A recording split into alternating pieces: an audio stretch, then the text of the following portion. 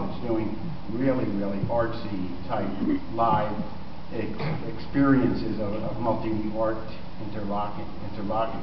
But we brought it into the pop world, and then the Electric Circus started commercial.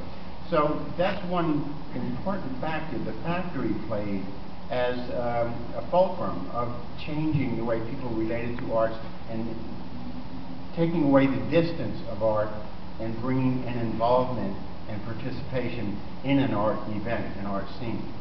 And now, since we're focusing somewhat on this really charming compendium here, Kenneth's I'll Be Your Mirror. Incidentally, the title is very appropriate because when people ask Warhol or ask about him, well, how did he handle interviews?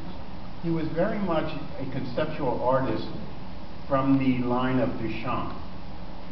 He admired Duchamp, I think, more than any other artist, and Duchamp was basically his hero. And Duchamp had a way of, in an interview, if you ever read any of his interviews, of turning it back on the interviewer. And Andy was the perfect cipher to be able to do that without having a conflict of subduing his own personality or his own glamour, because his own personality or glamour was basically a piece of glass or a mirror.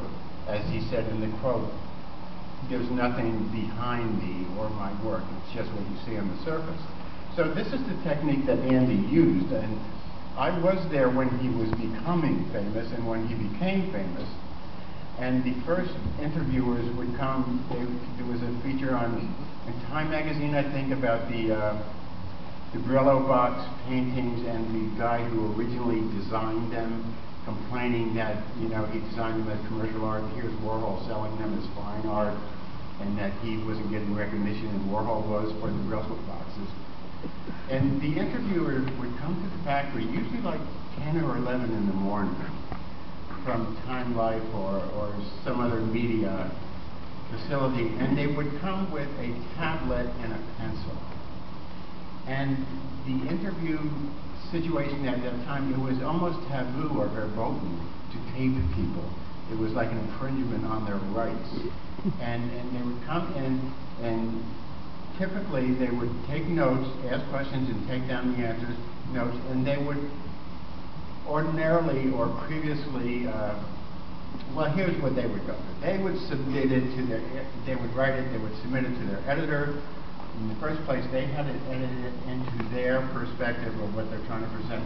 Then the editor has to change it